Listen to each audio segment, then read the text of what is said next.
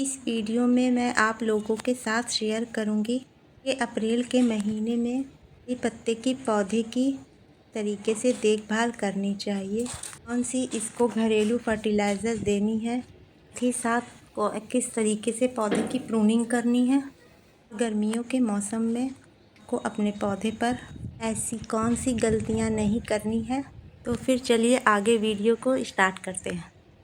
कड़ी पत्ते का पौधा लगभग सभी के बागीचों में पाया जाता है क्योंकि ये पूरे साल भर हरा भरा रहता है।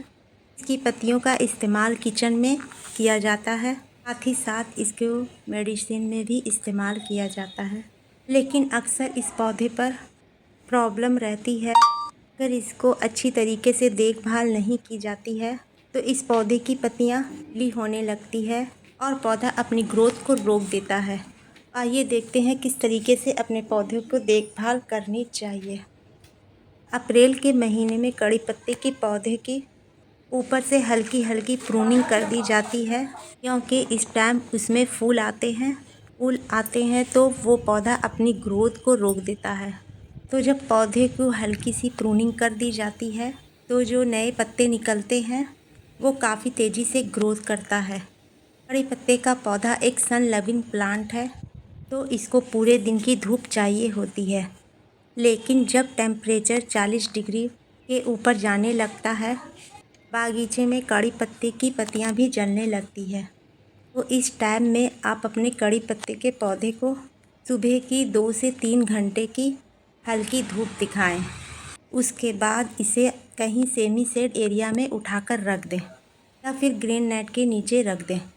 अगली चीज़, कड़ी पत्ते का पौधा एक ज़मीन में लगने वाला पौधा है, इसलिए आप जब भी कड़ी पत्ते का पौधा लगाएं इसे बड़े गमले में लगाएं या फिर ग्रो बैग में लगाएं, क्योंकि प्लास्टिक के गमले में लगे हुए पौधे गर्मी ज़्यादा पड़ती है, हीट जनरेट होती है, इसकी वजह से पौधा ख़राब हो जाता है या फिर पौधा ग्रोथ नहीं करता।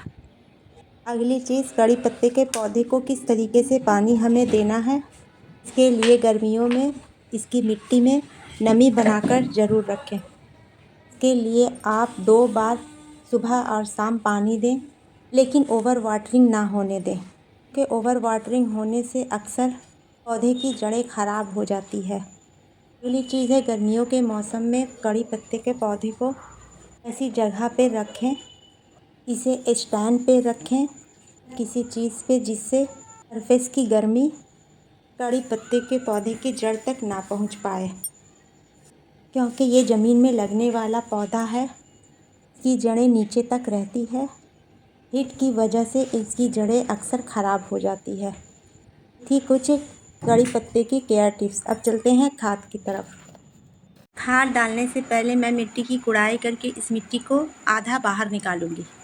बाहर निकालने के बाद मैं इसे 1 से 2 घंटे के लिए धूप दिखाऊंगी। इससे इसकी जड़ों में अच्छी ऑक्सीजन भी मिल जाएगी और मिट्टी में फंगस, कीड़े, चींटियाँ लगी होगी वो सब दूर हो जाएगी। मैं इसे थोड़ी देर के लिए धूप दिखा चुकी हूँ। इसके लिए मैंने लिया है 2 मुट्ठी वर्मी कंपोस्ट।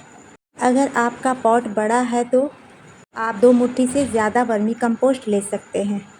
वर्मी कंपोस्ट नहीं है तो गोबर की खाद भी आप इसमें डाल सकते हो। आपको क्वांटिटी का ध्यान रखना है। अगर क्वांटिटी ज़्यादा डाल देंगे तो पौधे का नुकसान हो सकता है, कम डालेंगे भी तो भी फ़ायदा नहीं होगा।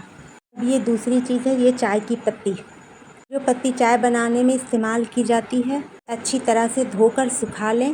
दूध या चीनी की कोई भी पार्टिकल्स ना रहें। इसके लिए मैंने लिया है चाय की पत्ती 2 से 3 चम्मच के करीब। पॉट के साइज़ के हिसाब से डाल सकते हो। चाय की पत्ती हमारे पौधे में एनपीके का काम करता है। चाय की पत्ती में नाइट्रोजन, फास्फोरस, पोटासियम की बहुत अच्छी क्वांटिटी पाई जाती है। चाय की पत्ती में टैनिक एसिड पाया जाता है, जिससे मिट्टी में आयरन और मैग्नीशियम की कमी को दूर करता है।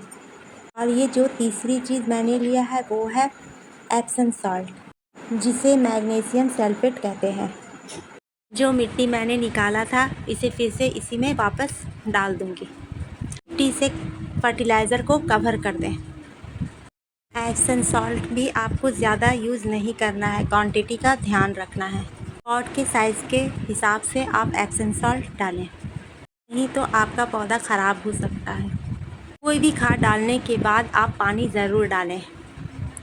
एप्सम सॉल्ट का आप इस्तेमाल इसकी पत्तियों पे भी कर सकते हैं। 1 लीटर पानी में आधा चम्मच एप्सम सॉल्ट मिलाकर इसके पत्तों पे स्प्रे कर दें। इससे पत्ता हरा भरा और लस ग्रीन होगा। ये थी छोटी सी इन्फॉर्मेशन।